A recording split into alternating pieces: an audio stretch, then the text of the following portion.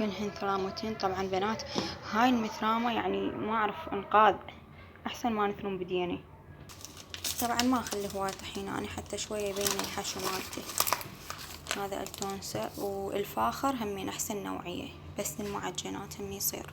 أخلي هنا كركم وفلفل أسود وملح. هسه نخلطهم. طبعا الكباب عروق، كل ما تقللين بهاراته كل ما يصير أطيب يعني. هسه كملت العجين عندي، أفرغه بماعون. اكو ناس شي يخلون وياه معجون، كل من وطريقته. وبس والله كملت وأحلى كباب صار. هسه نضمه بالثلاجة.